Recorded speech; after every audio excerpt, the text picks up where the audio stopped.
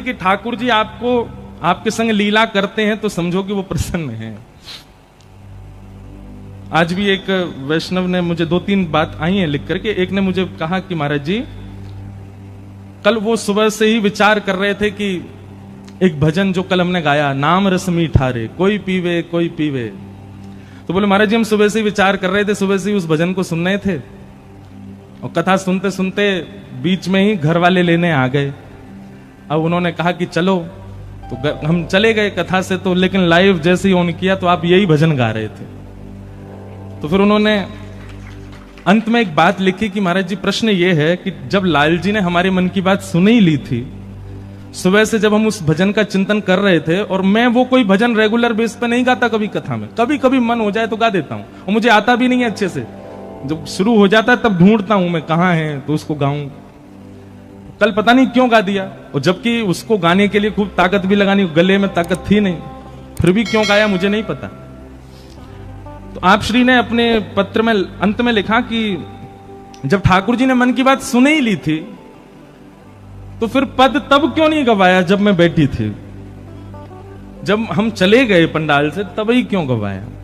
देखो, प्रेम का एक स्वरूप होता है, जैसे बहन भाई, सब लोग इधर देखो, बहुत ध्यान से सुनो, आवाज आ रही है ना सबको, बहुत ध्यान से सुनना।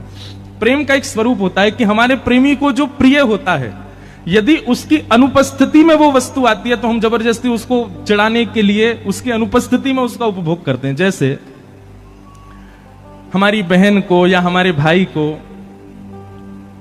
एक उदाहरण के रूप में सुन लो कि पाव भाजी बहुत बढ़िया लगता है, और बेचारा वो पढ़ता है अमृतसर में, 4 दिन के लिए घर आया, रोज मां से बोले पाव भाजी बनाओ पाव भाजी बनाओ, 4 दिन से तो बनाया नहीं, और जिस दिन वो वापस चला गया उस दिन घर में पाव भाजी बनी। तो हम क्या करते हैं, पाव भाजी की फोटो भेजेंगे उसको, देख आज घर में बना है, जबरदस्ती उसको खाते हुए दिखाएंगे देख।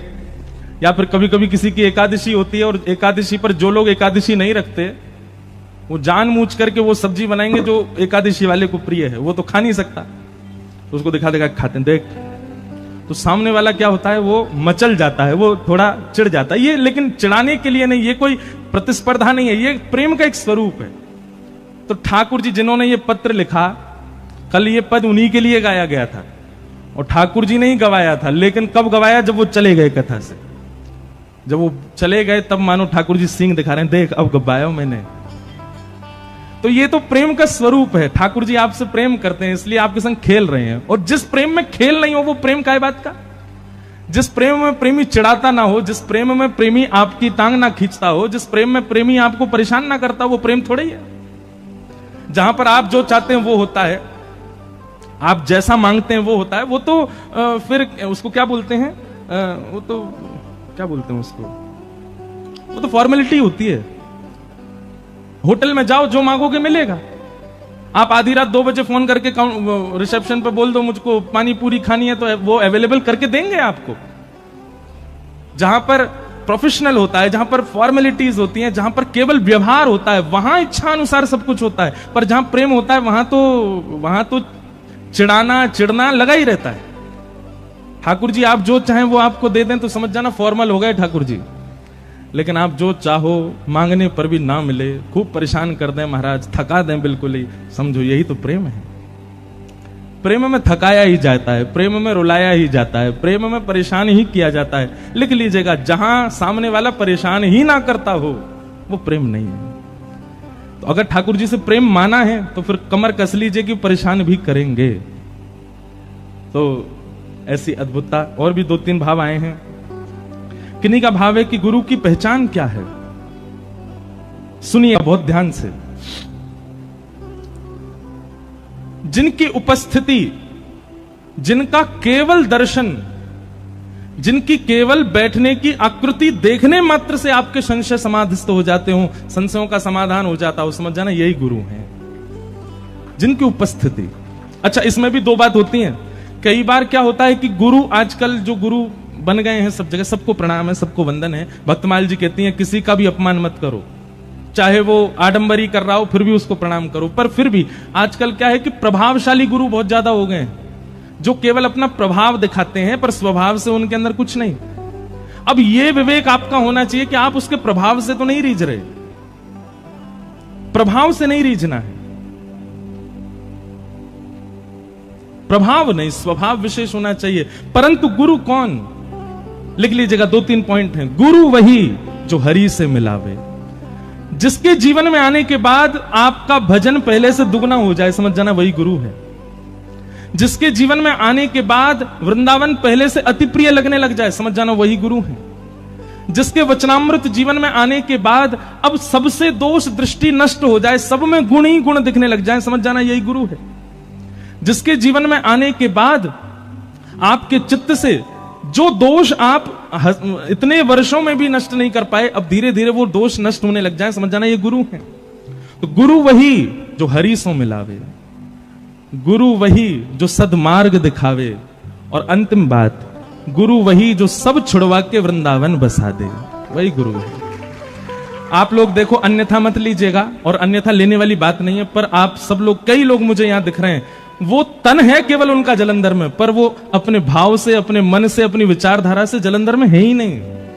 और सही बताएं तो असली ब्रजवासी वही जो मन से सदा ब्रज में रहे। आज तन से बहुत लोग ब्रज में रहते हैं। मैं तो कई बार ब्रजवासी को ही डांटूं। अभी मेरी मथुरा में कथा थी, सब ब्रजवासी आते थे कथा में, तो हम ब्रजवासियों से भी कहते थे कि हमारा सौभाग्य कि हम ब्रज में जन्मे हैं। पर ऐसे ब्रज में जन्म लेने के बाद भी जब ब्रज का हमने वह उपयोग नहीं किया जो करना चाहिए, तो क्या फायदा।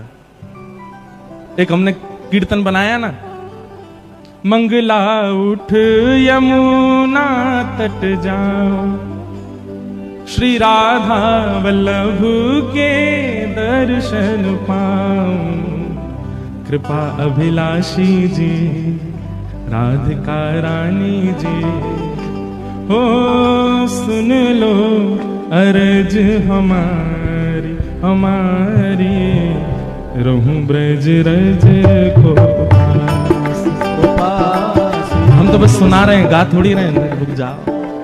गुरु वही जो सब छोड़ वृंदावन में बसा दे। चाहे तन से आप कहीं भी रहो, पर मन में, बुद्धि में, चिंतन में सदा वृंदावन बना रहे, समझो वही गुरु है। तो आप श्री ने कहा है कि गुरु जी की पहचान कैसे हो? जिसकी उपस्थिति से आपके संशय निवृत्त हो जाते हो, जिसकी आज्ञा पर आपको 2 बार सोचना ना पड़ता हो। एक बार आज्ञा हुई तो आपकी यही चिंता है कि आज्ञा पूरी कैसे हो, बस उसी को गुरु मान लीजिए। और जिसकी कृपा से, क्या बता रहा था मैं, गुरु वही जो हरि सो मिलावे, गुरु वही जो वृंदावन में बसा दे, गुरु वही जो सब प्रपंच छुड़ा दे, वो गुरु है। फिर आपने दूसरा भाव लिखा, अगर हमसे वैष्णव अपराध हो जाए तो हमें ठाकुर जी को कैसे मनाएं। हमने इसका एक कई बार कथाओं में कहा है, बहुत ध्यानपूर्वक सुनिए सब लोग, इधर देखो। अगर आपसे कोई वैष्णव अपराध बना है, आपने किसी वैष्णव के प्रति दुर्भाव अपने चित्त में रखा है, तो वैष्णव अपराध का यह प्रतिफल होता है कि ठाकुर जी आपका त्याग कर देते हैं। फल नहीं होता, यह दोष होता है। ठाकुर जी त्याग कर देते हैं, आपका भजन कम होने लग जाएगा, आपका कथाओं में रुचि कम हो जाएगी, वृंदावन जाने पर थोड़ी नीरसता लगने लगेगी। ऐसी सब स्थितियां चित्त में आने लग जाएं तो समझ जाओ कि आपसे कोई वैष्णव अपराध बना है। तो वैष्णव अपराध होने पर एक ही उपाय है, क्या? स्वयं को दंड उत्सव दीजिए। क्या करना है? दंड उत्सव। भक्तमाल जी में कथा आती है, एक रसिक मुरारी जी करके भक्त हुए भगवान के, उनके गुरुदेव ने किया था दंड उत्सव। दंड उत्सव क्या होता है? आप जैसे ही लगे कि अब भजन कम हो रहा है, वृंदावन के प्रति नीरसता आ रही है, कथा में मन नहीं लग रहा है, वैष्णव अब प्रिय नहीं लग रहे हैं, नाम जप में पहले जैसी रुचि नहीं है, तो वैष्णव अपराध बनाए जरूर, तुरंत वृंदावन जाओ और 5 दिन के लिए स्वयं को वहां दंड दीजिए। कैसा दंड देना है? बोले सोहनी करो, रसिक जनों के सन्मुख बैठ करके सबको प्रणाम करो, आंखों के आगे दिखने वाला कोई भी व्यक्ति क्यों ना आ जाए उससे क्षमा मांगो। चाहे वो रिक्शा वाले भैया, भैया हमको क्षमा कर दो, टेम्पो वाले भैया आ जाओ, उनसे बोलो क्षमा कर दो। अब कहां तक जाएं, अब तो बहुत अति हो जाएगी, नहीं तो महाराज वृंदावन का तो कीट पक्षी पतंगा कोई भी सामने आ जाए उससे भी क्षमा मांगो, हमको क्षमा कर दो। 4 दिन तक अपने आप को दंड उत्सव दीजिए। ये दंड भी है और उत्सव भी है। दंड देते हुए उत्सव मनाओ, क्या? सबसे क्षमा मांगो। और फिर अंतिम दिन झरा भंडारा करो किसी भी आश्रम में जाकर के, खूब सारे रसिक जनों को बुला करके सबको भोजन प्रसाद पवा करके, दक्षिणा देकर के, सबसे क्षमा मांग करके फिर लौट करके जलंधर आओ। देखना आपका भजन बढ़ जाएगा, आपका पुनः कथा में प्रति रुचि बढ़ जाएगी, वृंदावन के प्रति प्रेम बढ़ जाएगा, फिर से ठाकुर जी के प्रति प्रिय लगेगा। वैसे देखो, हर महीना अपने आप को दंड उत्सव दिया करो, 2 दिन का, 4 दिन का, 1 दिन का, जितने दिन वृंदावन में रहते हो उतने दिन दंडोत्सव करके आओ, सबसे क्षमा मांग के आओ, क्योंकि हमसे अपराध बनते ही बनते हैं। क्षमा मांगने से अपराध नष्ट होता है, वैष्णव अपराध। फिर किन्हीं का एक गंभीर प्रसंग भी आया है। उन्होंने कहा है कि महाराज जी आप कहते हो तजोरे मन हरि विमुखन को संग, हम नहीं कहते, गोस्वामी श्री सूरदास जी महाराज कह रहे हैं और शास्त्राज्ञा भी कर रहे हैं। फिर आपने कहा कि हमारे पिताजी ने धर्म परिवर्तन कर लिया है, भगवान को गालियां देते हैं, घर में दूसरे धर्म के ग्रंथों का पाठ करते हैं, दूसरे धर्मों का पाठ करते हैं, उनके इस आचरण से हम सबको असहनीयता होती है, उनका त्यागने का मन करता है, त्याग भी नहीं पा रहे, आप आज्ञा करो क्या करें। भैया देखो, सब लोग ध्यान से सुनो, ये संकीर्णता तो बहुत फैलती जा रही है, धर्म परिवर्तन की पूरे भारत में ही फैल रही है, पर पंजाब इसका गढ़ बनता जा रहा है। बहुत ज्यादा लोग अपने धर्म को परिवर्तन, अब ये पता क्या है, धर्म परिवर्तन किस लिए किया गया? केवल लोभ में आकर के, और लोभ में आकर के आप जो कुछ भी करते हो, पाप के पिताजी का नाम है लोभ। अब उनको तो हम क्या ही समझाएं जो कर रहे हैं ये सब काम। बस ये समझ लीजिए कि एक विवाह होते हुए भी अन्यत्र किसी के साथ में संबंध रखना, उसका जितना बड़ा पाप लगता है उससे कई गुना ज्यादा पाप लगता है धर्म परिवर्तन करने से। सौभाग्य से मिला है हमको हिंदू राष्ट्र, सौभाग्य से मिला है हमको ऐसा जन्म, सौभाग्य से मिला है हमको सनातन धर्म, और हम उसका त्याग करके अन्यत्र किसी के शरण में जा रहे हैं। हमारा कल्याण कैसे होगा? अधोगति तो निश्चित है। लेकिन अब जिनका ये प्रश्न है कि उनके मन में इच्छा हो रही है अब क्या करें, घर में तो ये सब चल रहा है, तो भैया देखो, आप तो प्रहलाद जी को अपना गुरु मानो। प्रहलाद जी महाराज के पिताजी, क्या नाम था उनका? हिरण्याक्ष नहीं, हिरण्यकश्यप। हिरण्याक्ष उनके चाचा जी का नाम है। तो हिरण्यकश्यप जो हैं वो कैसे हैं? ये ऐसे ही हैं, भगवान को गालियां देते हैं, घर में उल्टे सीधे काम होते हैं, सब तरीके से प्रहलाद को रोकते हैं कि तुम भजन मत करो, तुम ये मत करो, तुम। पर प्रहलाद जी ने पता है क्या किया? प्रहलाद जी ने पिताजी का त्याग नहीं किया, अपना भजन नहीं छोड़ा, करते रहे करते रहे करते रहे। सब अपना प्रारब्ध भोग रहे हैं संसार में, सब अपने प्रारब्ध से कर रहे हैं इस संसार में जो कर रहे हैं। तजोरे मन हरि विमुखन को संग, वहां पर सूरदास जी कहते हैं मन से त्याग करो सामने वाली व्यक्ति का, तन से त्याग मत करो। आपको तन से नहीं छोड़ना उसको, मन में जो उसकी स्थिति थी, मन में जो उसका सम्मान था, उसका त्याग कर दो। महादेव ने सती का त्याग किया। कैसे त्याग किया? सती परीक्षा लेकर के आई राम जी की, तो महादेव को पता चल गया कि बताओ इतना विश्वास नहीं, भगवान की परीक्षा लेकर के आई है। और फिर महादेव ने पूछा कि आप कहां गई, तो झूठ और बोल दिया कि मैं तो पास से प्रणाम करने गई थी। महादेव ने क्या किया? सती का त्याग किया, पर त्याग तन से नहीं किया, मन से किया। कैसे त्याग किया? जो आसन बगल में लगाते थे हमेशा, उसको सामने लगा दिया। अब आप हमारे बगल में बैठने योग्य नहीं हो, सामने बैठो, क्योंकि बगल में तो गृहिणी बैठेगी और गृहिणी का भाव आप खो चुकी हो अब। इसलिए जो कोई भी इस प्रकार के हैं जो हरि विमुख हैं और उनसे आपका ऐसा संबंध है कि आप तन से उनको छोड़ नहीं सकते, तो मन से उनका त्याग करो। फिर तो केवल एक व्यवहार मात्र निभाओ कि आपसे हमारा यह संबंध है। तो जब तक इसके पीछे कथा सुना है, जगन्नाथ भगवान के एक परम भक्त हुए, मैंने कई बार सुनाई है ये कथा, और ये प्रश्न एक बार नहीं बहुत बार आ चुका है मेरे पास, पर जलंधर में है तो मैं सुना देता हूं। भगवान जगन्नाथ जी के परम भक्त हुए, उनका नाम था अंगद जी। क्या नाम था? अंगद जी। अंगद जी जो थे वो एक राजा के मंत्री थे। बहुत ध्यान से सुनना। अंगद जी की जो पत्नी थी वो बहुत सुंदर थी और अंगद जी उससे बहुत प्रेम करते थे, परंतु पत्नी जो थी वो परम भक्त थी, कथाओं में जाना, सत्संग सुनना, ये सब में उसकी बड़ी रुचि। अंगद जी को कथा वथाओं से कोई मतलब नहीं था। उन्होंने पत्नी से स्पष्ट कह दिया, तुम जहां जाओ कथा सुनो, भक्ति करो, संत महात्माओं को प्रसाद पवाओ, सब करो, मुझसे कभी मत कहना कि ये सब करो, मुझसे नहीं होता। पत्नी बोली ठीक है कोई बात नहीं, आप अपने राजपाट पे ध्यान दो, हम भक्ति करें। अब एक दिन क्या हुआ, एकादशी का दिन था, तो संत महात्माओं ने कहा कि आज आश्रम में कोई उत्सव चल रहा है, सत्संग कहां हो, शांति हो, ऐसी जगह सत्संग हो। अंगद जी की पत्नी बोली आप सब हमारे घर चलो, हमारे घर पे ही सत्संग कर लो। तो सब संतों को लेकर के अंगद जी की पत्नी घर आ गई और वहीं पर ही सत्संग होने लगा। समाज बैठ करके नृत्य कर रहे हैं, कीर्तन हो रहा है, कथा हो रही है। शाम का समय अंगद जी लौट करके आए अपने घर। घर आकर के देखा तो महाराज उछल उछल करके जो है महामंत्र पर सब कीर्तन कर रहे हैं और साधु महात्मा भी सब नृत्य कर रहे हैं और वहां तो कीर्तन कथा चल रही है। अंगद जी महाराज तो क्रोधित हो गए और भीतर जाकर के उन्होंने चिल्लाना शुरू किया, बंद करो ये सब नाटक, क्या कर रहे हो यहां पर? ये घर है, तुम्हारा आश्रम नहीं है। ये घर है, ये तुम लोगों का मठ मंदिर नहीं है जो यहां उछल उछल के कीर्तन करो, निकलो यहां से बाहर। अब वैष्णवों को अपने अपमान से इतना बुरा नहीं लगता, पर कथा कीर्तन का कथा कीर्तन का कोई अपमान करे ये वैष्णवों से सहन नहीं होता।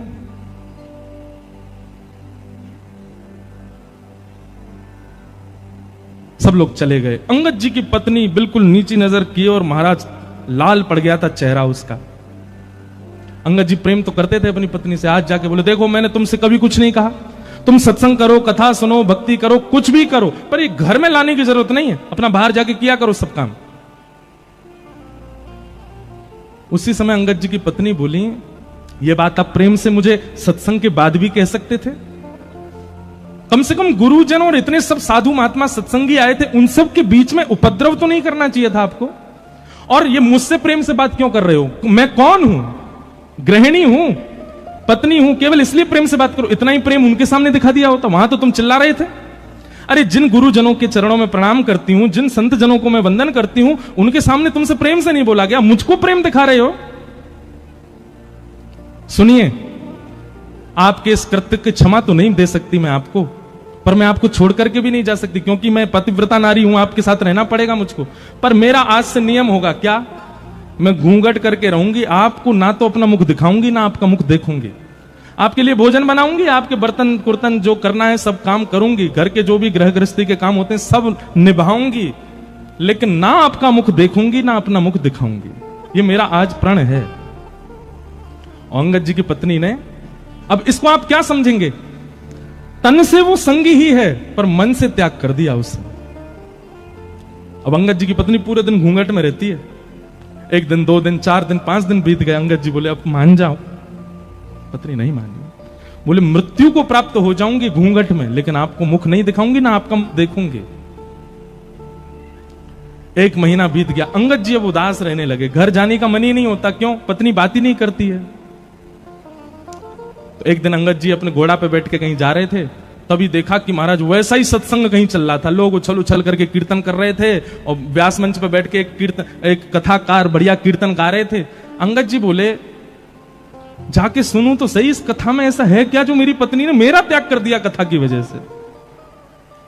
कथा में पहुंचे, कीर्तन विश्राम होते ही सब बैठ गए, कथा होने लगी। अंगद जी दूर बैठे हैं और दूर बैठे बैठे सुनते सुनते 1 महीना से जितना क्षोभ उनके चित्त में था ना, तो चंद मिनट की कथा में वो सारा क्षोभ दूर हो गया और उनको इतनी सुख की अनुभूति होने लगी, इतना अच्छा लगने लगा कथा में कि अब तो वो दूसरे दिन समय से पहले आकर के बैठ गए और आकर के पूरी कथा सुनने लगे। पीछे बैठ करके पूरी कथा सुनते। तीसरे दिन अंगद जी जैसे ही आए, आकर के देखा तो आज तो कोई भी नहीं आया, कथा ही विश्राम हो गई। अंगद जी ने पूछा भैया यहाँ पे कल कथा चल रही थी क्या? वो बोले कल 7 दिन हो गए पूरे, अब तो व्यास जी चले गए, यहां से कथा हो गई। तो अंगद जी को इतनी व्याकुलता पत्नी के रूठने पर नहीं हुई जितनी व्याकुलता कथा के विश्राम। बोले अब कब होगी कथा? बोले कथा तो भैया अब अगले वर्ष होगी, परंतु वो व्यास जी थोड़ी दूर एक गांव है, वहां पर आज से कथा उन्होंने प्रारंभ कर दी है, आपको सुननी हो तो वहां चले जाओ। अंगद जी दौड़ करके गए, महाराज दूसरे गांव में जाके कथा सुनने लगे। अब तो अंगद यही नियम बन गया, अंगद जी महाराज दूसरे गांव में जाके कथा सुनने लगे। इतनी आसक्ति कथा के प्रति हो गई उनकी। अब तो अंगद जी को घर में पत्नी रूठी बैठी है, उससे भी उनको कोई फर्क नहीं, बढ़िया जाते हैं, प्रेम से घर में जाते हैं, पत्नी भोजन खिला देती है, पा लेते हैं, सो जाते हैं, सुबह उठ के राजपाट का काम देखते हैं, दोपहर में जाके कथा सुनते हैं। ऐसा नियम चलने लगा। पत्नी के भी मन में होने लगा, पहले तो इनको चिंता थी कि मैं देखती नहीं हूं, अब तो ये चिंतित भी नहीं लगते मुझको। एक दिन गांव में पुनः कथा होने लगी और जैसे ही कीर्तन प्रारंभ हुआ महाराज, तो अंगद जी महाराज पीछे खड़े होकर उछल उछल करके उन्माद नृत्य कर रहे थे।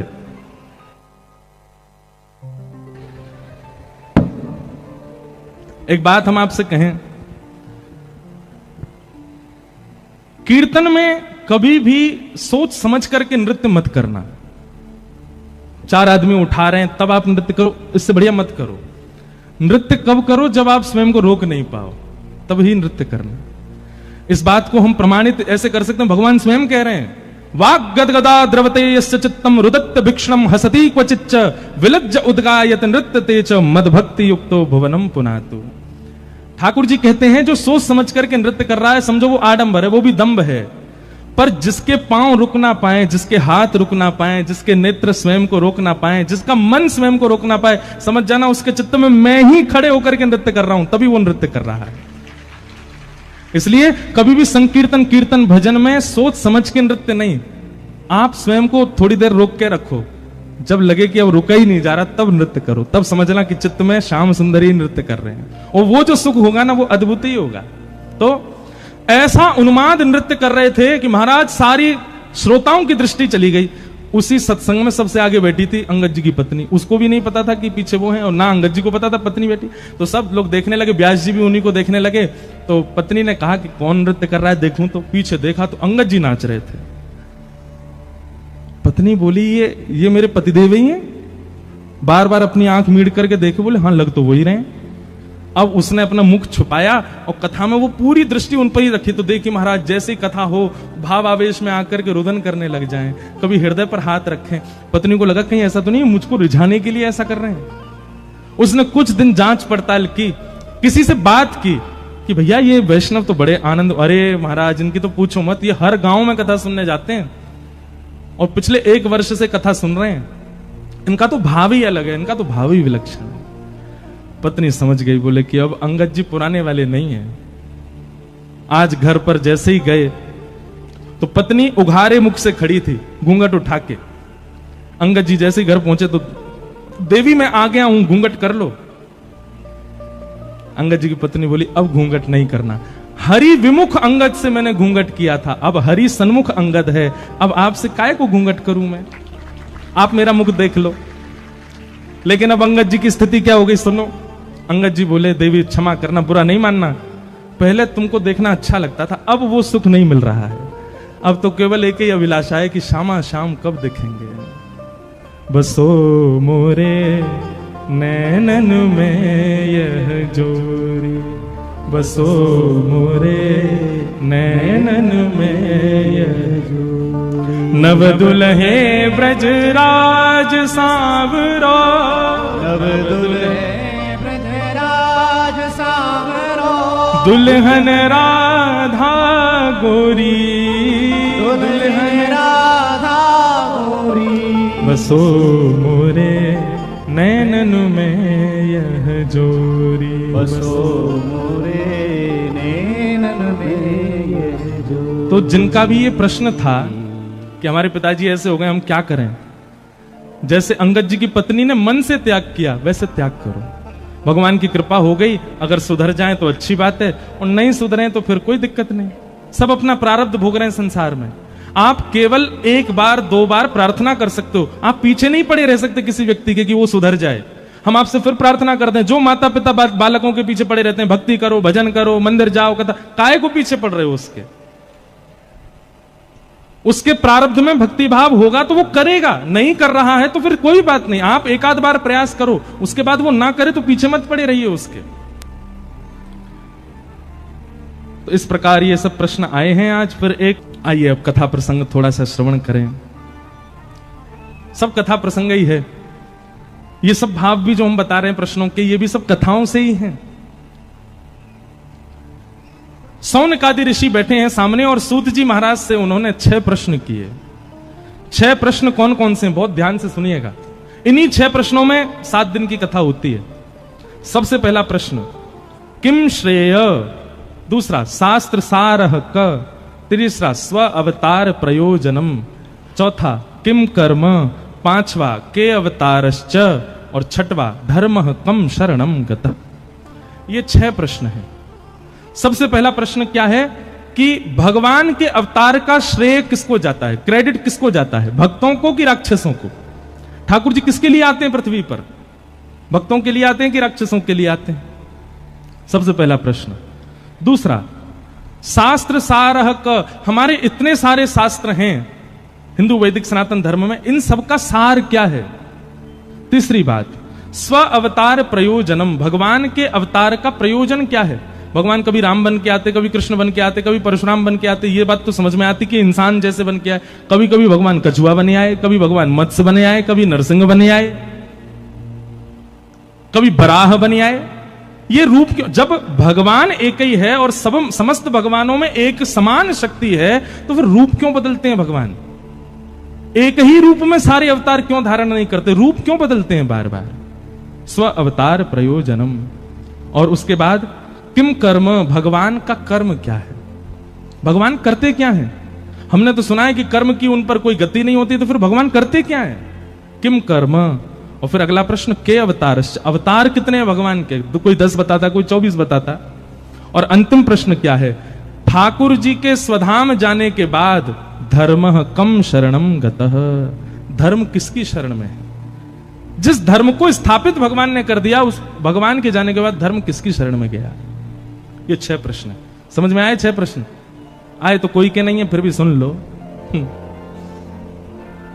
पहला प्रश्न, भगवान के अवतार का श्रेय किसको जाता है? किसके लिए आते हैं भगवान? राक्षसों के लिए? राक्षसों के लिए आते हैं कि भक्तों के लिए आते हैं? बताओ। हैं? वो तो हमको पता है, जबरदस्ती बहती गंगा में हाथ तो सब धो ही दोगे। प्रमाणित करो कि भक्तों के लिए आते हैं, राक्षसों के लिए। और अगर भक्तों के लिए आते हैं तो फिर क्यों रावण को मारा? भक्तों के लिए आते हैं तो क्यों पहले प्रहलाद पर कृपा ना करके पहले हिरण्यकश्यप को मारा? देखो, ठाकुर जी आते तो भक्तों के लिए ही हैं, पर उस भक्त का इतना स्मरण किया जा चुका होता है राक्षसों के द्वारा, उस भक्त के भले ही कुभाव से ही सही, उस भक्त की इतनी सेवा की जा चुकी होती है राक्षस के द्वारा, नित्य दर्शन। अरे भाई, वैष्णव दर्शन ही तो बहुत बड़ा लाभ है। अब भले ही हिरण्यकश्यप द्वेष बुद्धि से करता था, पर करता तो था प्रहलाद के दर्शन। तो इतने दर्शन कर लिए भक्त के कि महाराज उस दर्शन से इतना फल बढ़ गया, वैष्णव दर्शन से इतना फल बढ़ गया राक्षस का, कि भगवान आते पहले राक्षस का वध करते हैं, राक्षस पर अनुग्रह करते हैं। अब बुलाया किसने? गजेंद्र ने। पर आते ही सुदर्शन चक्र कहां चलाया? ग्राहक के ऊपर, मगरमच्छ के ऊपर। क्यों? गजेंद्र के पैर को मुख में लेके बैठा था, भक्त के पांव को शरणागति लेकर के बैठा, इसलिए पहले उस पर कृपा की। तो आते तो ठाकुर जी वैष्णव भक्तों के लिए हैं, पर उन वैष्णव भक्तों को प्रताड़ित करने वाले ये राक्षस इतना वैष्णव संग कर चुके हैं कि इन पर कृपा हो जाती है और ठाकुर जी पहले इनका उद्धार कर देते हैं। तो ठाकुर जी किसके लिए आते हैं? वैष्णवों के लिए, भक्तों के लिए आते हैं।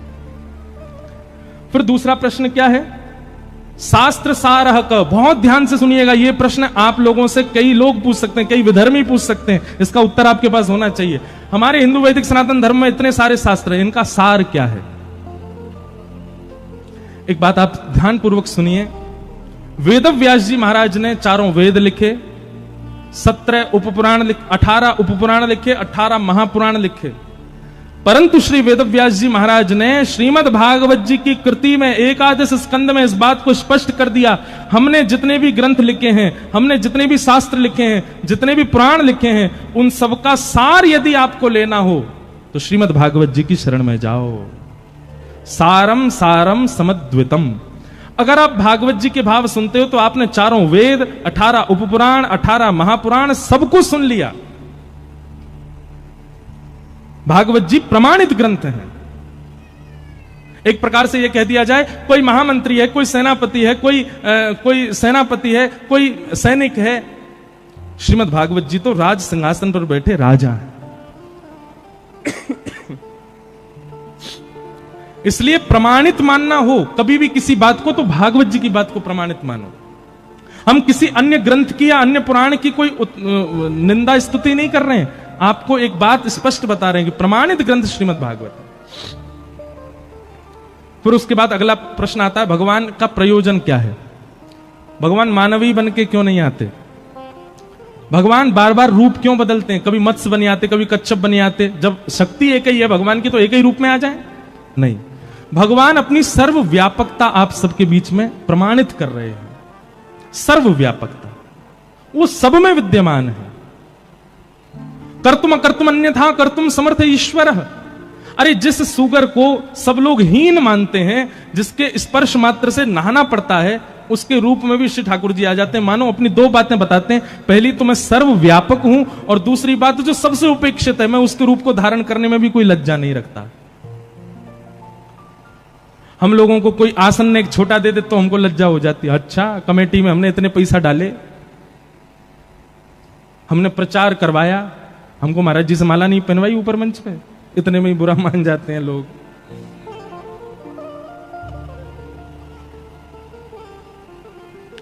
तो ठाकुर जी अपनी सर्वव्यापकता बताते हैं अनेक अनेक रूप में आकर के। किम कर्म, भगवान करते क्या हैं? मैं भगतन को दास भगत मेरे मुकुट मणि। ठाकुर जी करते क्या है पता है? केवल भक्तों के प्रेम भाव को ही ढूंढते रहते हैं कि अब ये क्या करने वाले हैं, अब ये कौन सा भाव मुझे प्रस्तुत करने वाले हैं। संसार के जितने भी चतुर लोगों के भाव हैं ये सब भगवान को पता होते हैं, पर प्रेम लक्षणा भक्ति में जो भक्त रहता है उसके प्रेम का अब क्या भाव आने वाला है ये ठाकुर जी को नहीं पता होता। उसको देखने के लिए ठाकुर जी बैठे रहते हैं। जैसे हमारे अष्टछाप के सखाओं में कौन हुए? कुम्भनदास। अष्टछाप के सखाओं में कौन हुए? श्री गोविंद स्वामी। अष्टछाप के सखाओं में कौन हुए? श्री सूरदास। अष्टछाप के सखा श्री गोविंद दास जी की एक लीला आती है कि गोविंद दास, बहुत ध्यानपूर्वक सुनिएगा नहीं तो आपके मन में प्रश्न उठ सकते हैं। गोविंद दास जी एक दिन शौच के लिए गए। सोचो उनकी भक्ति स्थिति कितनी ऊंची है। गोविंद दास जी एक दिन सुबह सुबह शौच करने के लिए गए जंगल में, और शौच करने के लिए जब गए तो ठाकुर जी के मन में आ गया कि मुझे इसके संग खेलना है। और शौच करते हुए गोविंद दास जी बैठे हैं, शौच निवृत्त हो रहे हैं, और सोई ठाकुर जी वन में पहुंच गए और पीछे थे फलन ने तोड़ तोड़ के गोविंद दास पे मार रहे हैं। अब गोविंद दास देखा कौन आया, और पीछे देखो त्रिमंगल ठाकुर जी खड़े हैं। अब आप विचार कर सकते हो, हम इतने शुद्ध, इतने पवित्र, इतनी मर्यादाओं का पालन करते हैं, तब भी ठाकुर जी के सामने अपने घर की सेवा में जाते हैं, और यहाँ गोविंद दास के साथ में ठाकुर जी ये भी विचार नहीं करते कि वो शौच के लिए जा रहा है। और ये केवल गोविंद दास के साथ हुई घटना नहीं है। इसी कलिकाल में, इन्हीं 50 वर्ष के अंतराल में हमारे गोरखपुर में विराजमान हुए श्री राधा बाबा महाराज। नाम सुना राधा बाबा का? राधा बाबा महाराज की ऐसी अद्भुतता, वे अपने संपूर्ण जीवन काल में कभी वृंदावन नहीं आए, पर उन्होंने वृंदावन के लिए एक ग्रंथ लिखा, एक छोटी सी पुस्तक लिखी, उसका नाम है केली कुंज। और केली कुंज में बाबा ने एक एक बात लिख दी। केसी घाट से बिहारी जी कितने दूर हैं, बिहारी जी से राधा वल्लभ जी की दूरी कितनी है, बीच में कैसे कैसे चौराहे आते हैं, कहां पर भगवान की गौचारण लीला हुई है, कहां पर अक्रूर घाट है, अटल वन कहां पर है, ये सब केली कुंज में महाराज जी ने लिखा है। उनसे किसी ने पूछा, बाबा आप कभी वृंदावन तो गए नहीं, तो वृंदावन को पूरा भाव कहां ते आगो? बोले मैं वृंदावन ना गयो, वृंदावन मुंह में ही रहे हुए, मेरे चित्त में ही रहे हुए। तो किसी ने कहा बाबा आप तन से भी एक बार वृंदावन जाओ, तो वे कहते बोले अगर मैं तन से वृंदावन गयो तो फिर वापस कभी आ नहीं पाऊंगा, या हमारे में जाऊं ना हूं। ऐसे राधा बाबा महाराज गोरखपुर में विराजते थे।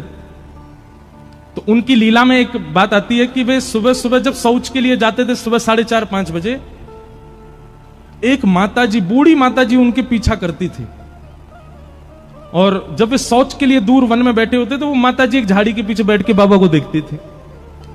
तो बाबा के किसी शिष्य परिकर ने ये देख लिया, उसने माताजी को पकड़ के कहा, बोले हे मैया सुनो, तुम, हम सब जानते हैं तुम सुबह सुबह जाती हो बाबा के पीछे, है शौच के समय तो कम से कम ये सब नहीं करना चाहिए आपको। संत महापुरुष हैं बेचारे, पूरे दिन दर्शन देते हैं, दुनिया भर के लोग दर्शन करने आते हैं, पूरे दिन दर्शन किया करो, आप सुबह सुबह क्यों जाती हो उनके पीछे? तो माताजी के नेत्र सजल हो गए, वो बोले मैं बाबा के पीछे नहीं जाती। तो बोले बाबा जब सुबह सुबह शौच के लिए जाते हैं ना, तब इनके पीछे नन्हों से, सांवरों सलोनों से एक बालक जावे, और वो बाबा के सामने ही बैठो रे, वो पूरे दिन नहीं रहता, वो सुबह सुबह जब ये शौच के लिए जाते हैं तभी आता है। मैं तो उस बालक को देखने जाती हूँ। और बाबा जब शौच में बैठे होते हैं ना, तो इन दोनों की आपस में चर्चा चलती है, बड़े ठाके मार मार के दोनों हंसते हैं, मैं तो वो देखने जाती हूँ। मतलब आप विचार कर रहे हैं, भक्तों की वो स्थिति जिसको हम परम अपवित्र मानते हैं, उस स्थिति में भी भक्त चले जाते हैं, तो ठाकुर जी वहां भी आ रहे हैं उनके पास। तो ऐसी स्थितियों में ऐसे भक्तों के भाव देखने के लिए, उनका अनुकरण करने के लिए ठाकुर जी, यही कर्म है ठाकुर जी का। कौन भक्त कब कहां क्या कर रहा है, कौन से भाव से मुझको भज रहा है, किस भाव से मुझे अर्पण कर रहा है, वही भाव प्रिय है ठाकुर जी को। वही भाव देखने के लिए ठाकुर जी आते हैं। आहा।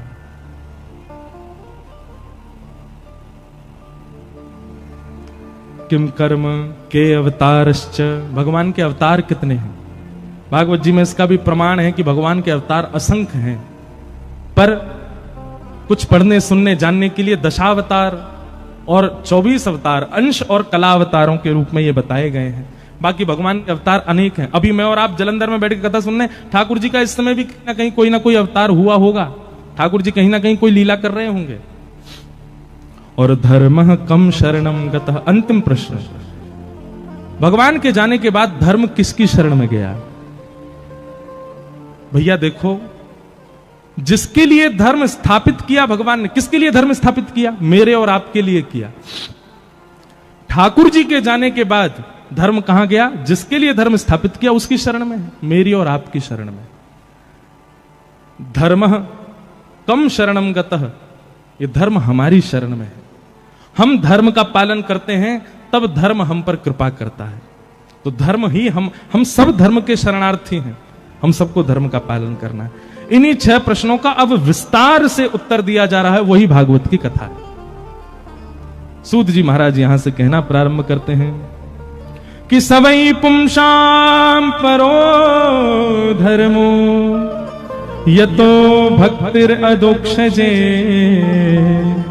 अहैतुक्य प्रतिहता ययात्मा संप्रसेदति। सवै पुंसाम परो धर्मो यतो भक्तिर अदोक्षजे। बहुत ध्यानपूर्वक सुनिएगा। या तो बंधुओं जीवन में भक्ति आवे नहीं, और आवे तो कैसी आवे, बोले अहैतुकी भक्ति आवे। बहुत सावधानी से सुनिए सब लोग, इधर देखो। या तो भक्ति आनी नहीं चाहिए, और आवे तो कैसी आवे, अहैतुकी आवे। अहैतुकी किसे कहते हैं, चाहे कुछ हो जाए उस स्थिति से ना विच्छिन्न होने वाली भक्ति को अहैतुकी भक्ति कहते हैं। आप लोग ये बात तो भूले ही जाइए कि आपके जीवन में यदि भक्ति आएगी तो कोई कष्ट नहीं आएगा, संकट नहीं आएगा, बल्कि मैं तो ये बात कह दूं तो सामान्य स्थिति से ज्यादा आएगा। आप सामान्य जीवन जीते थे तो सामान्य जीवन में जितना कष्ट, जितना संकट आपके जीवन में था ना, उससे 1% ज्यादा आएगा भक्ति मार्ग में आने के बाद। और क्यों आएगा इसका भी प्रमाण है। सुनो, हम आप सब लोगों का जीवन प्रारब्ध पर निर्भर होता है। अपने पूर्व के कर्मों को ही हम सब भोग रहे होते हैं।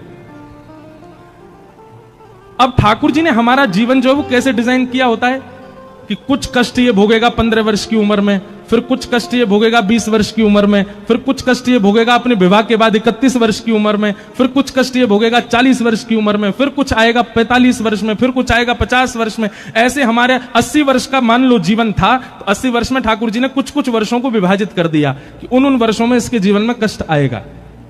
लेकिन कई बार ठाकुर जी क्या करते हैं, हमारे प्रारब्ध के कष्ट को एक जन्म में ही नहीं भुगवाते, फिर एक जन्म के बाद फिर एक और जन्म लेना पड़ता, फिर उसमें भोगने पड़ते हैं। अच्छा, फिर एक जन्म में हम आए तो थे पूर्व के प्रारब्धों को भोगने के लिए, पर इस जन्म में जो हमने कर दिया वो भी तो भोगना है।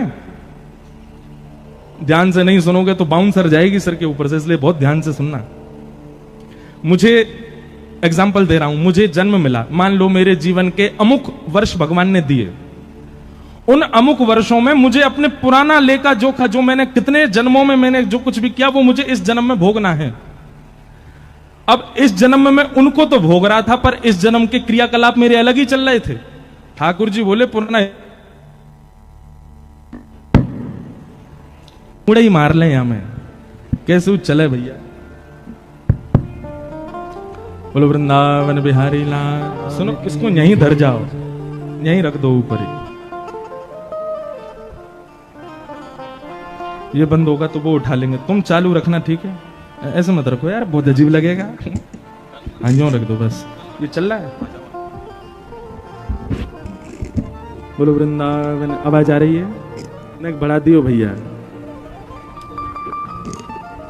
आज स्वास्थ्य ठीक हुआ तो माइक खराब हो गया। क्या बता रहा था, मैं तो भूल ही गया। अरे बताओ, कोई तो बताओ। कहां था मैं? हाँ, प्रारब्ध।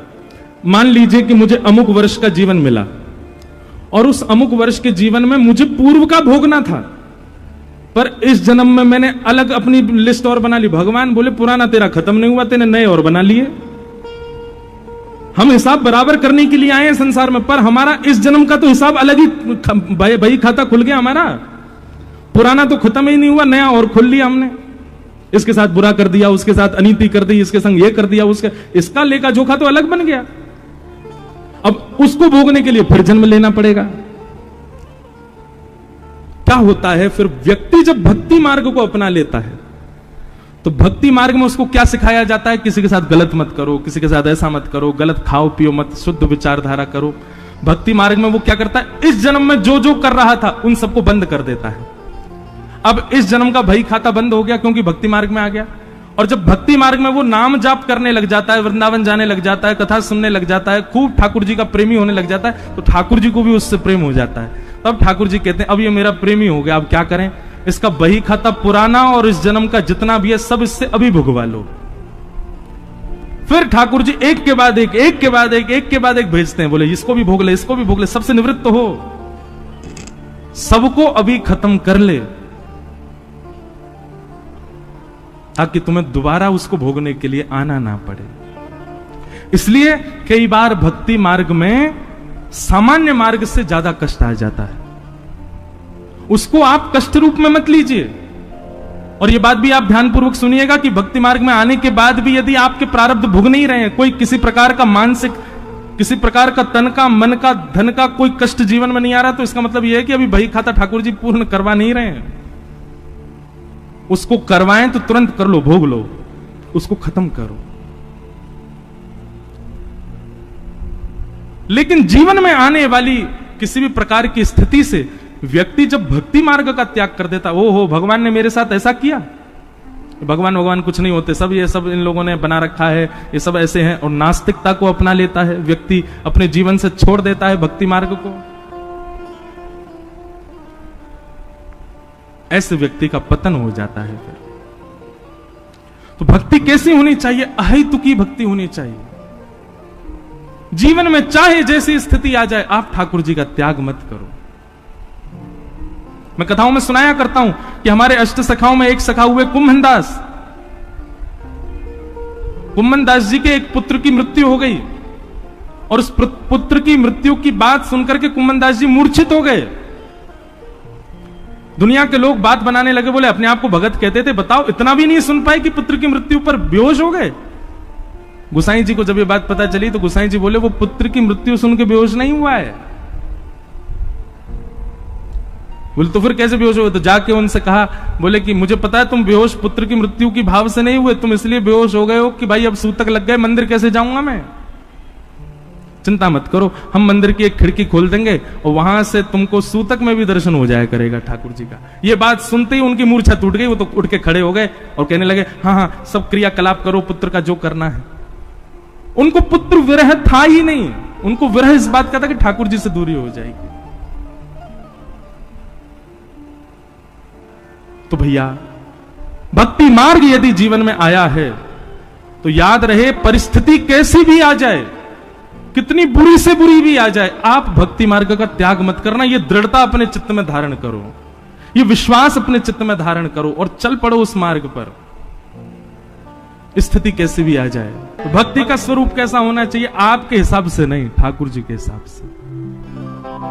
घर का प्राणी कहां ना माने, मन मन खुशी मनाऊं। एक बार मैं कनाडा में था तो एक पंजाबी माताजी मिली मुझे।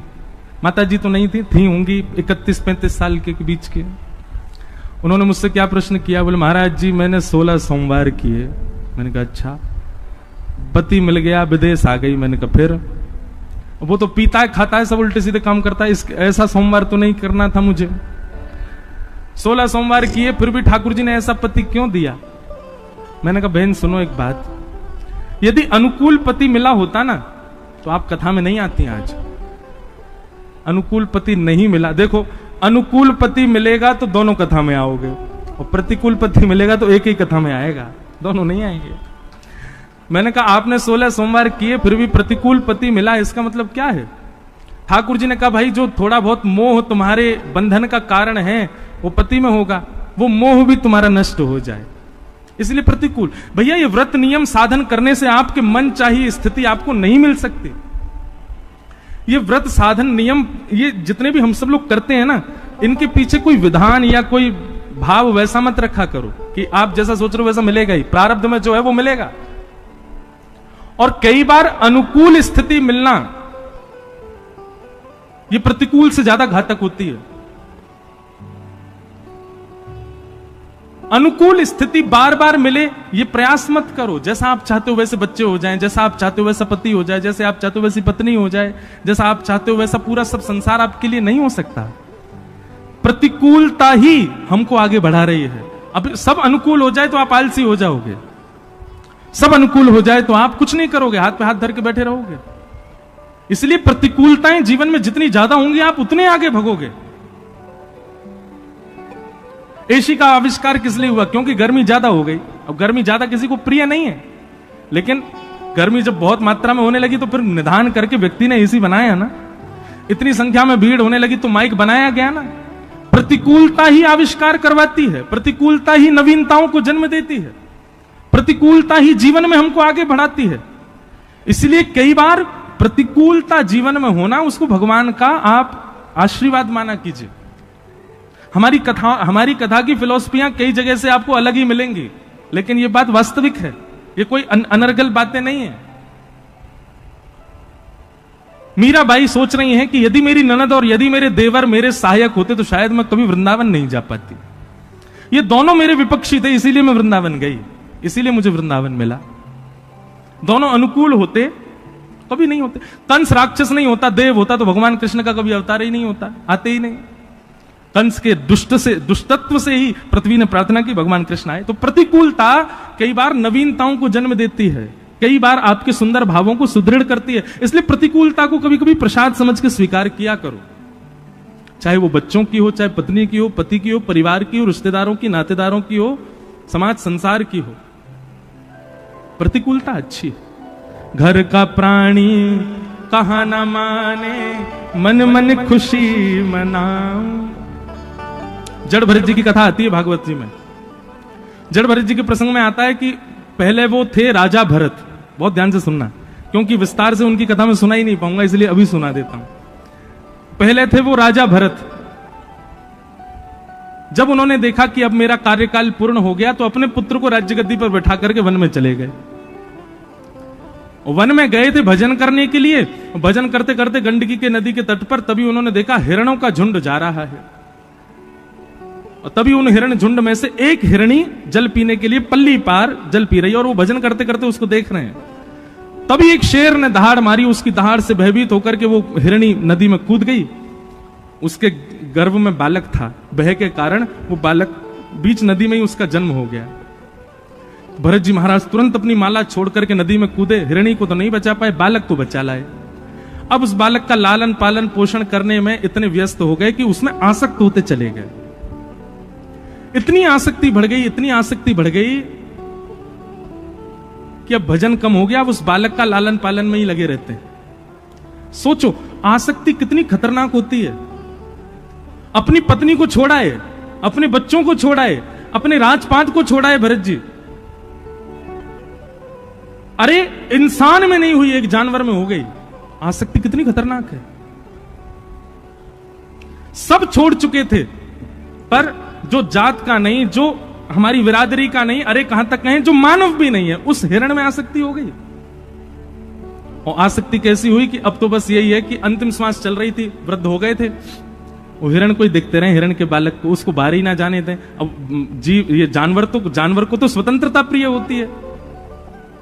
अब वो भरत जी से आंख बचा बचा करके बाहर निकले। भरत जी बेचारे लड़खड़ाते आमे, उसको फिर कुटिया में ले आमे।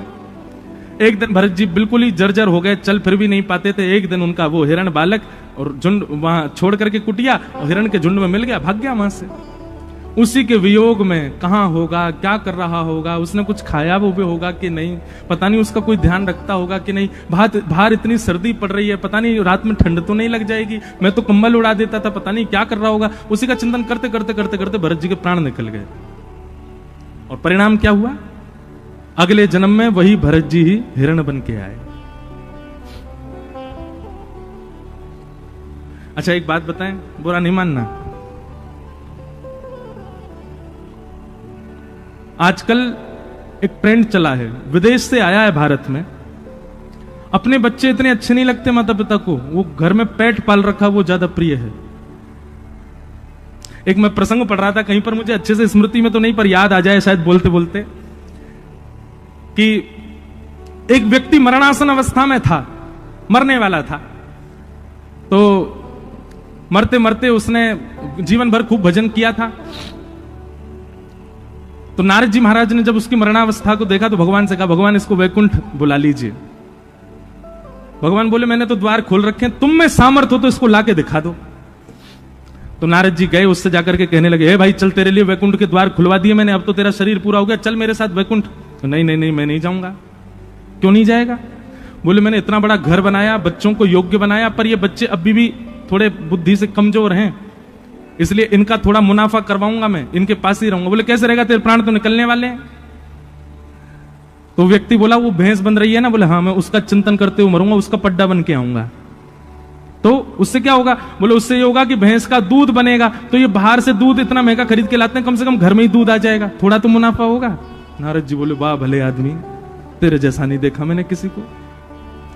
अब पड्डा बन के आ गया भैंस का बालक, भैंस के दूध हो गया खूब, बालक सब दूध निकाल निकाल करके घर में पीने लगे। अब वो पड्डा बड़ा मुस्कुरावे, बहुत अच्छा है, इनका पैसा तो बचा रहा हूं मैंने जन्म लिया भैंस का बालक बन के, मेरे बालक को खर्च तो नहीं करना पड़ रहा।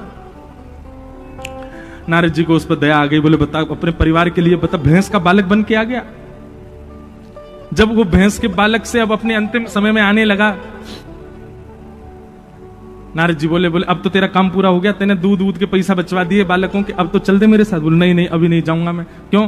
बोले बालक जो है ये बड़े जो है रात में तान दुपट्टा गहरी नींद में सोते हैं, इनका घर चौपट्टा सा खुला रहता है, मुझे बड़ी चिंता होती है कहीं कोई चोर चकारे घुस गए तो। बोले अब क्या सोच रहा? बोले अब मैं कुत्ते का स्मरण करूंगा, अगले जन्म में कुत्ता बन के वफादारी करूंगा, इनके घर के बाहर ही घूमता रहूंगा। नारद जी बोले वाह भले आदमी, कुत्ता बन गया। अब वो भारी रहता है, कभी उसमें घर के बालक की डंडा वंडा मार देते हैं, तो नारद जी कहते हैं तेरे को मारते हैं, तेरे को कोई बात नहीं है, तो मेरे बालक ही, मेरे बालकों के बालक हैं, मैं 2 पीढ़ी तो संभाल ली, मैं संभाल के जाऊंगा इनको। वफादारी करने लगा महाराज, चोर भी आ जाए तो उस पर भौंकता रात में। नारद जी महाराज बोले भैया बहुत लोग देखे, तेरे जैसा नहीं देखा। तो कुत्ते के जीवन में भी उसका अंतिम समय आ गया, तो नारद जी बोले अब तो चल वैकुंठ, तेने 3 जन्म गवा दी। बोले नहीं नहीं ऐसे नहीं जाऊंगा। बोले तो अब क्या करेगा? बोले अब सर्प बन के आऊंगा। क्यों? मेरे बालकों के बालकों ने बड़े शत्रु बना लिए, उनको जा जाके डसूंगा मैं, इनकी रक्षा करूंगा। सर्प बन के आ गया और घर के कोने में रहने लगा, और जैसे शत्रु आते थे कुछ करने के लिए तो वो आके उनकी रक्षा के लिए खड़ा हो जाता था, और महाराज उनके सामने।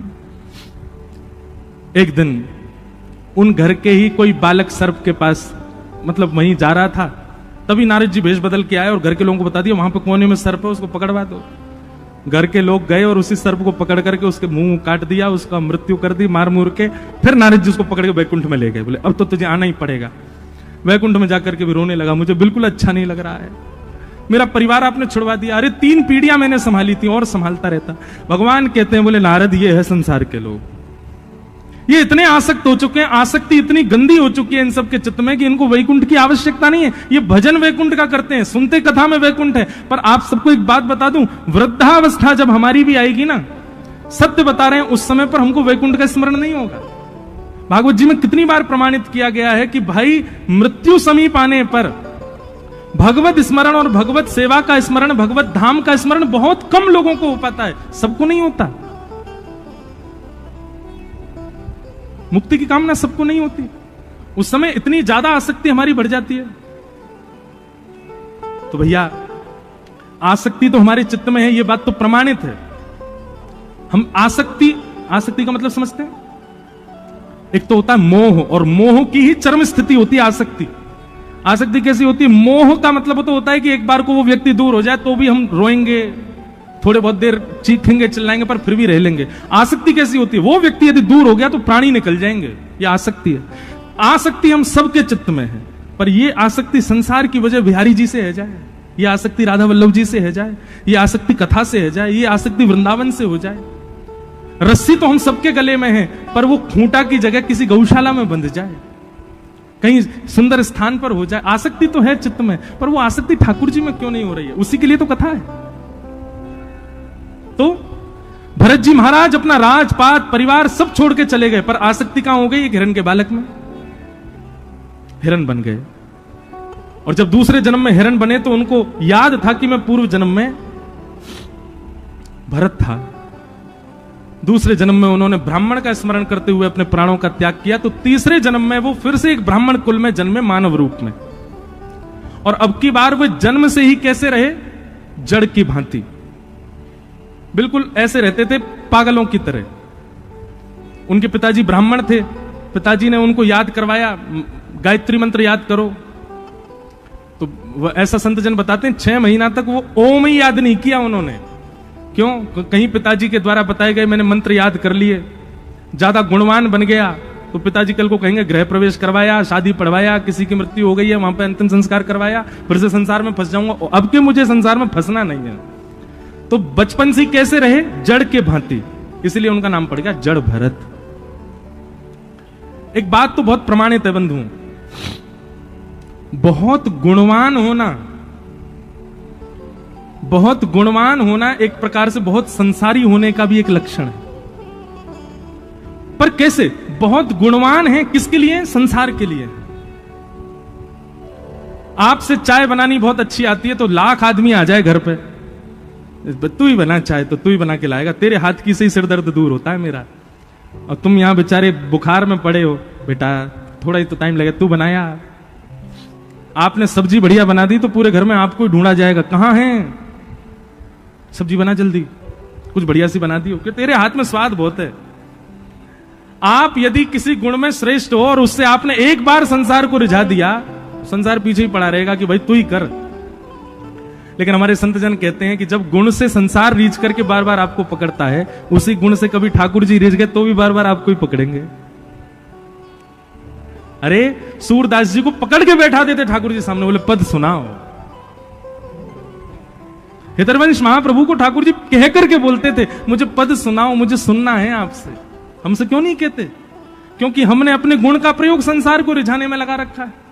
एक बार प्रयास करके देखो ठाकुर जी की सेवा में, और बस उस सेवा में यह भाव रहे कि और कोई वाहवाही करे ही ना, बस यही वाह करें। गोविंद स्वामी जी के प्रसंग में आता है कि एक बार राग भैरव गा रहे थे सुबह सुबह, तभी किसी बादशाह ने आकर, कुम्मन दास जी के चरित्र में आता है कि एक बार राग भैरव गा रहे थे तो किसी बादशाह ने पीछे से सुन लिया और सुन करके कहा वाह वाह वाह वाह वाह वाह। कुम्मन दास जी बोले कौन वाह वाह कर रहा है? तो बोले एक महाराज बादशाह वाह वाह कर रहा है। कुम्मन दास जी ने उसी समय अपने राग मालिका ग्रंथ में, जो उनकी राग मालाओं की जो किताब थी, उसमें से भैरव राग का पन्ना फाड़ा और उसके टुकड़े करके उसको कुंड में फेंक दिया। बोले आज के बाद इस राग को कभी नहीं गाऊंगा। क्यों? क्योंकि जिस दुनिया के ब्रह्मांड के बादशाह की वाहवाही सुनने के लिए हम गा रहे थे, उसने तो की नहीं। एक कोई सड़क छाप चलता फिरता बादशाह वाहवाही कर रहा है इस पर। अरे तुम्हारी वाहवाही नहीं सुननी है हमको तो उनकी वाहवाही सुननी है, उसके लिए गाते। परंतु राजा को इतना मोह हो गया कुम्मन दास जी के स्वर से, राजा ने तो अब तो दिन रात उसके मन में वही चलता रहे, क्या स्वर था, क्या आलाप था, क्या राग, जबकि उसके सामने पन्ना फाड़ा फिर भी राजा का मोह हो गया उस राग में। और बादशाह के लिए कौन सी बड़ी बात, गवैया को सामने प्रकट करना। बादशाह तो प्रलोभन देते हैं सोने की मोहरों का और गवैया दौड़े चले जाते हैं। बादशाह ने खूब प्रलोभन दिया लेकिन कुम्मन दास जी नहीं गए। लेकिन स्थिति हो गई कि आए दिन बादशाह के लोग लेने के लिए आते, कुम्मन दास जी बहुत परेशान हो गए। अब यहां परिवार के लोग कुम्मन दास जी से कहने लगे अरे चले जाओ, कुछ मिल ही जाएगा, घर बार बढ़िया बन जाएगा तुम्हारा। पर भक्त की स्थिति कैसी होती है, कुम्मन दास जी से सीखो। कुम्मन दास जी एक दिन चले गए बादशाह के यहां, बादशाह के यहां जाके बोले कहिए बादशाह क्या सुनना है आपको। बोले वही वाला राग सुनाओ जो उस दिन आप सुबह सुबह गा रहे थे, राग भैरव। अब मैं और आप होते ना तो निश्चित है हम ऐसा गा करके आते या ऐसा कुछ करके आते कि बादशाह हम पे सब कुछ लुटा दे।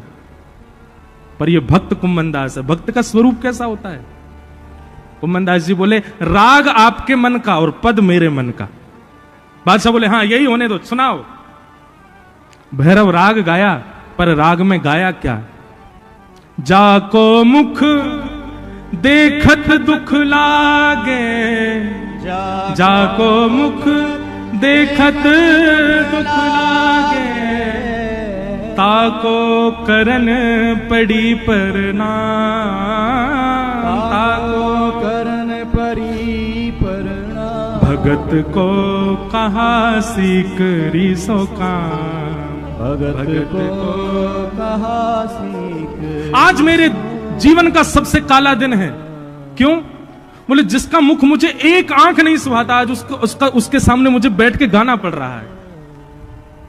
भैरव सुनो राजा, तुमको केवल स्वर सुनना है, शब्दावली मेरी है। अब राजा अपनी लज्जा बचाए, बोले सब लोग सुन रहे हैं, ये गा क्या रहे हैं? आवत जात पन्हैया टूटी, आवत जात पन्हैया टूटी, बिसर गयो हरि नाम, बिसर गयो हरि नाम। कुंभन दास लाल गिरधर बिन, कुंभन दास लाल गिरधर बिन, कुंभन दास लाल गिरधर बिन,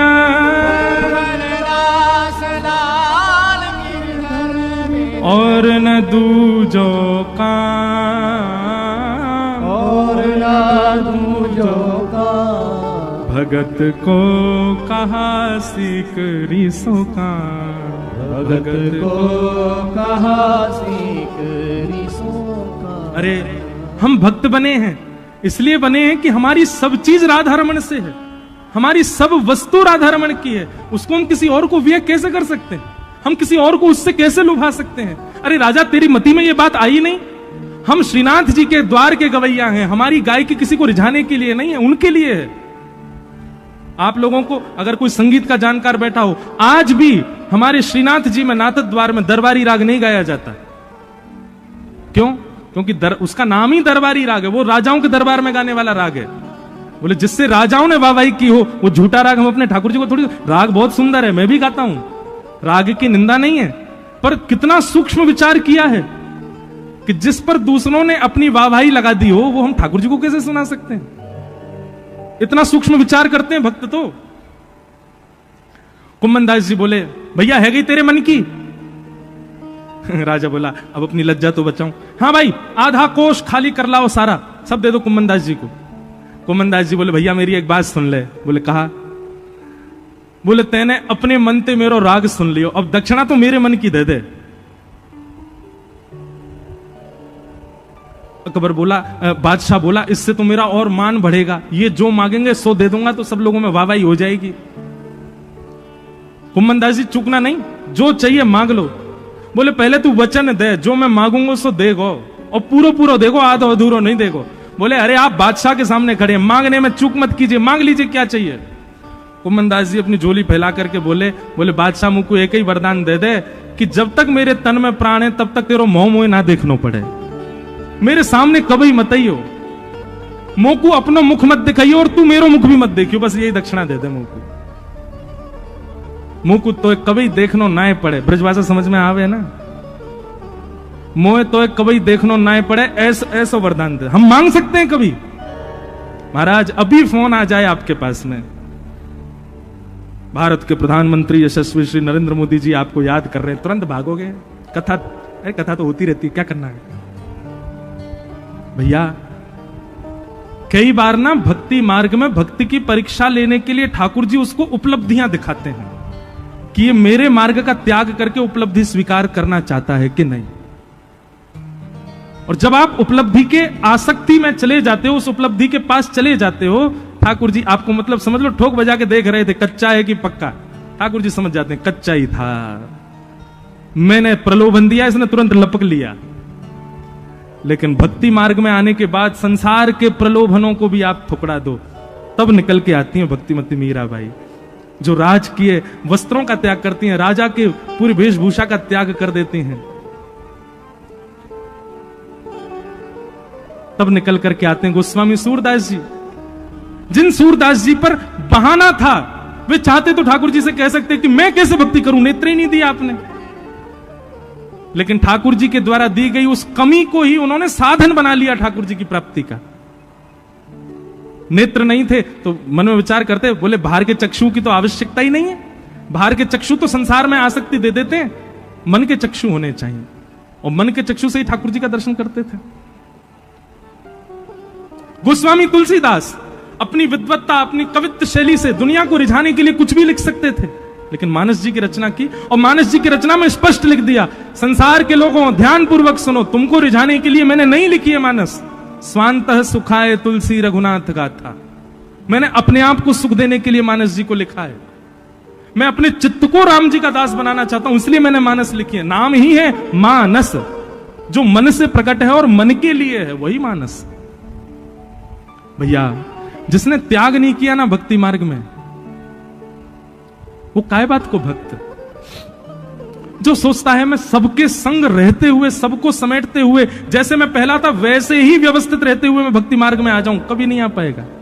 त्याग तो उसको करना पड़ेगा, अपने सुख का, अपनी समृद्धि का, अपने संबंधों का, अपने ऐशो आरामों का, अपने स्वरूप का त्याग तो उसको करना पड़ेगा। त्याग किए बिना भक्ति मार्ग में नहीं आ पाओगे आप।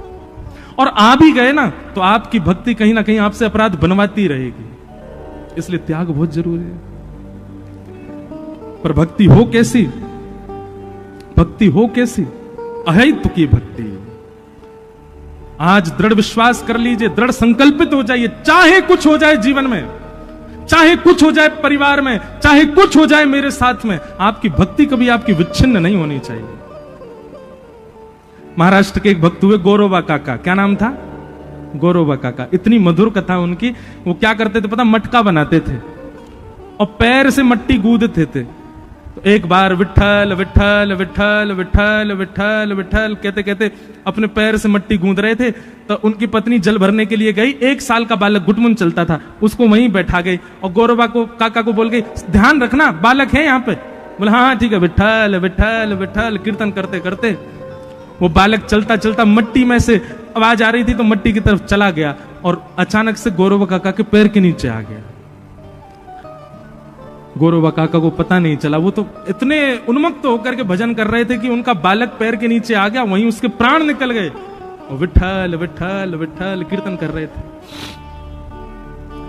पत्नी लौट करके आई तो देखा बालक है ही नहीं। पूरा घर ढूंढ लिया, नहीं मिला बालक। गौरव काका कीर्तन कर रहे थे, जैसे ही नीचे देखा तो रक्त निकल रहा था वहां पर। धक्का देकर के दूर पटक दिया गौरव काका को, मट्टी हटा के देखा तो बालक मर चुका था। पत्नी ने खूब सुनाई गौरव काका को, अरे काय का बिठल बिठल बजते हो, हमारा बालक छीन लिया हमसे। अरे ये संकीर्तन क्या देगा हमको, जिसने हमारा परिवार नष्ट कर दिया, उस संकीर्तन को तुम सर्वश्रेष्ठ मानते हो। अरे भगवान वो होता है, विधाता वो होता है जो परिवार को समृद्ध बनाए, वो कैसा भगवान जो परिवार को नष्ट कर दे। ऐसी स्थिति आई गौरवा काका के जीवन में। गौरवा काका बोले, देवी देख अपराध तो हुआ, मुझसे हुआ, लेकिन तू कीर्तन को दोष मत दे, तू विठल को दोष मत दे, मेरी गलती है, मेरा अपराध है, तू ठाकुर जी को दोष मत दे। छूना नहीं मुझको, मेरा स्पर्श किया तो मैं देख लेना, तुम दूर रहो मुझसे। कैसे भगत हो तुम भगवान के, हैं? भक्ति के नाम पर अपने बालक का वध कर दिया। गौरवा काका, कथा लंबी है, थोड़ी बड़ी है, गए और जाकर के उन्होंने अपने दोनों हाथ कटवा दिए, क्योंकि हाथों को उन्होंने सौगंध दी थी कि आज के बाद पत्नी का स्पर्श नहीं करना है। एक दिन रात्रि में सो रहे थे तो गलती से पत्नी का स्पर्श हुआ, तो दूसरे दिन बोले, तुम दोनों ने विठल की कसम नहीं मानी। गए और किसी कसाई के यहां जाके दोनों हाथ आगे रख दिए, बोले काट दो इनको। इन्होंने विठल की कसम तोड़ दी और बिना हाथ के गौरवा काका घूमने लगे। तो वर्णन आता है, एक दिन तुकाराम जी का कीर्तन चल रहा था। महाराष्ट्र के भक्तों की भी अद्भुत कथा है। तुकाराम जी का कीर्तन चल रहा था और उस कीर्तन की विलक्षणता कैसी थी, थोड़ा ध्यान से सुनना कि तुकाराम जी कीर्तन कर रहे थे तो कीर्तन सुनते सुनते मंदिर में बैठे भगवान श्री पंडरीनाथ विठल भगवान, रुक्मणी ऐसे खड़े हैं वहां पर, ठाकुर जी रुक्मणी जी से बोले रुक्मणी जी मेरा बहुत मन कर रहा है कीर्तन में जाने का। देखो तुकाराम जी कितने भाव से कीर्तन कर रहे हैं, मेरा मन हो रहा है मैं भी चला जाऊं वहां पे। तो रुक्मणी मैया बोली आप चले जाओगे, हजारों लाखों लोग बैठ के जो कीर्तन कर रहे हैं वो सब कीर्तन छोड़ के सब आपको देखने लग जाएंगे, कीर्तन में विघ्न डालोगे आप जाके। भगवान बोले मैं विघ्न नहीं डालूंगा, मैं रूप बदल के चला जाऊंगा, मैं छुप के चला जाऊंगा, मैं पीछे जाके खड़ा रहूंगा, पर मुझे जाने दो, मुझे बहुत मन कर रहा है जाने का। तो रुक्मणी जी ने आज्ञा की जाओ। तो ठाकुर जी कीर्तन में चले गए, प्रत्यक्ष ठाकुर जी आ गए कीर्तन में और पीछे खड़े होकर के और कमर पे हाथ धर के झूम झूम करके कीर्तन सुन रहे हैं श्री पंडरीनाथ भगवान। कीर्तन सुनते सुनते ऐसा भाव आया पंडरीनाथ भगवान को, भूल गए कि मुझे छुपना है। नाचते नाचते नाचते पूरी जनता के बीच में ही आ गए और घूम घूम करके श्री तुकाराम जी के कीर्तन में नाचने लगे। अरे वहां भक्तों की चरित्र में तो इतना तक लिखा है कि नाचते नाचते नाचते ठाकुर जी को पटका गिर गए, पीतांबरी उतरने लगी, ठाकुर जी अपने वस्त्र ढीले हो करके ठाकुर जी के वस्त्र गिरने लगे। तुकाराम जी कीर्तन, ऐसा नृत्य कौन करता होगा जैसा ठाकुर जी अपने कीर्तन में कर रहे। और उस दृश्य को जितने लोग देख रहे थे सबके नेत्र सजल। अब करताल तो बज रही थी लेकिन ठाकुर जी का नृत्य देख करके ये उन्माद ताल बजाई सबने, ठाकुर जी का नृत्य हो रहा था। उस समय गौरव काका, आज तक कभी उनको लज्जा नहीं हुई कि मेरे हाथ नहीं है, पर अपने इतने इतने हाथों को ही हिला हिला करके आज रो रहे थे कि मेरे भी हाथ होते, ठाकुर जी के नृत्य में मैं भी ताल बजाता। नाचते नाचते नाचते पंडरीनाथ भगवान ने नेत्र खोले और गौरवा काका को ही देखा। बोले इसकी बड़ी इच्छा मेरे नृत्य में ताल बजाने की। तुरंत गौरवा काका की भुजा निकल आई और गौरवा काका भी ताल बजाने लगे, पंडरीनाथ भगवान के साथ नृत्य करने लगे, आनंद करने लगे। महाराष्ट्र के भक्तों के आप चरित्र सुनोगे ना, आपके नेत्रों से आंसू नहीं रुकेंगे, ऐसे ऐसे भक्त हो। श्री गुरु नानक देव जी का भी श्री नामदेव जी से बहुत प्रेम था। नांदेड़ महाराष्ट्र में तो बहुत बड़ा स्थान भी है हमारे सिख समाज का। मेरी कथा है 2026 दिसंबर में। महाराष्ट्र के भक्त अद्भुत हुए। तो कैसी भी स्थिति आ जाए, गौरवा काका जैसी तो नहीं आएगी, लेकिन फिर भी गौरवा काका ने ठाकुर जी के कीर्तन को, ठाकुर जी के नाम को श्रेष्ठ माना। ऐसे ठाकुर जी के नाम को बार, तो इसको कहते हैं अहैतुकी भक्ति। ऐसी अहैतुकी भक्ति का आप सब लोग आश्रय लीजिए।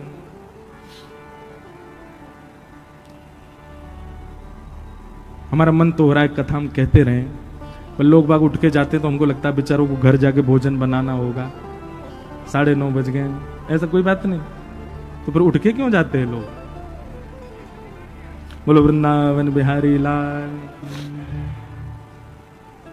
तो अहेतुकी भक्ति, या तो भक्ति मार्ग में आइए नहीं, और यदि आप भक्ति मार्ग में आ गए हैं तो गांठ बांध लीजिएगा, चाहे जो हो जाए। आपके साथ, आपके निज साथ भगवान कभी कुछ नहीं करेंगे, कभी कुछ नहीं होगा, सब आपके प्रारब्ध से होगा। पर यदि ठाकुर जी के मार्ग में आए हो तो निश्चित है कि वो जल्दी जल्दी होगा। तो उसके होने पर विचलित होकर के भक्ति मार्ग का आपको त्याग नहीं करना, नहीं तो अपराध हो जाएगा बहुत बड़ा। इसलिए विचलनता को देख करके कभी भगवत भक्ति मार्ग का त्याग मत करो।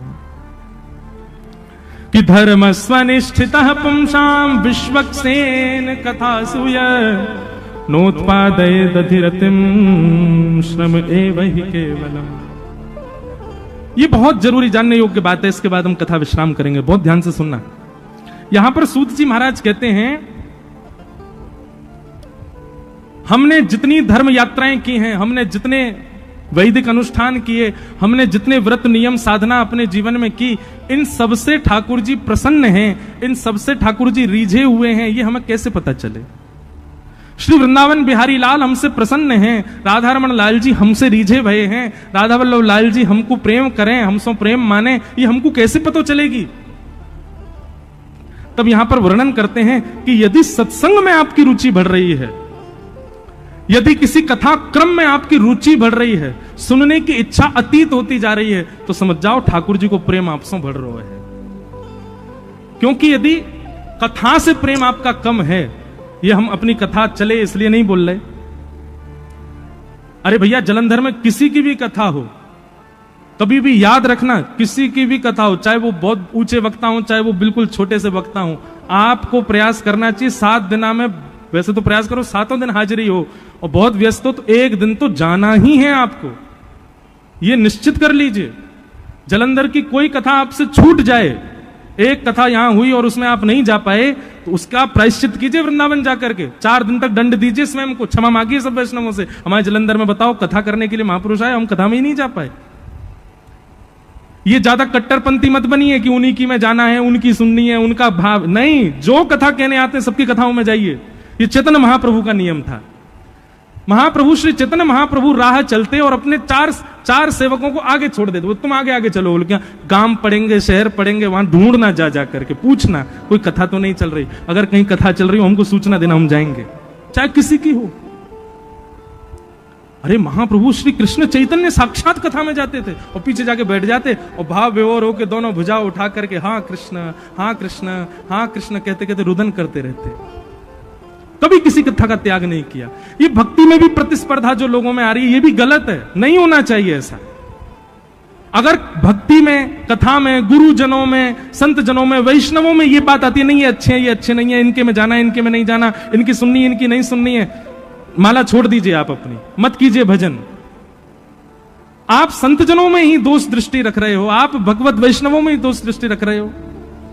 अब लोग ये कहेंगे कि वो लोग, उनको रखने दो, आप अपने आप को संभालो ना, आप स्वयं को सुदृढ़ करके चलो।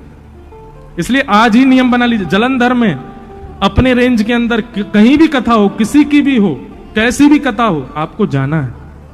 चाहे आप एक प्रणाम करने के लिए जाओ, बहुत व्यस्त हो, घर में विवाह शादी हो रहा है, कुछ भी हो, तब भी जाओ। क्योंकि कथा में जो आपकी रुचि बढ़ती है ना, उसी से ही पैरामीटर पता चलता है कि ठाकुर जी की आपसे कितनी रुचि है। और ये बात हम नहीं कह रहे, सूत जी कह रहे हैं, धर्मस्वनिष्ठितः पुंसाम विश्वक्सेन कथासु यः नोत्पादये दधिरतिम श्रम एव हि केवलम।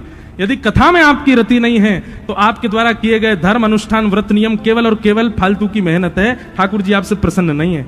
लेकिन आप व्रत नहीं कर पाते, अनुष्ठान नहीं कर पाते, कथा कहीं भी हो आप तुरंत पहुंच जाते हो, सबसे आगे जाके बैठते हो या सबसे पीछे कहीं भी बैठ जाते हो, कथा जरूर सुनते हो, चाहे कैसी भी कथा हो, आप निश्चित उसमें जाकर के भाव श्रवण करते हो, तो निश्चित है कि ठाकुर जी प्रसन्न है आपसे, ठाकुर जी की प्रसन्नता। इस प्रकार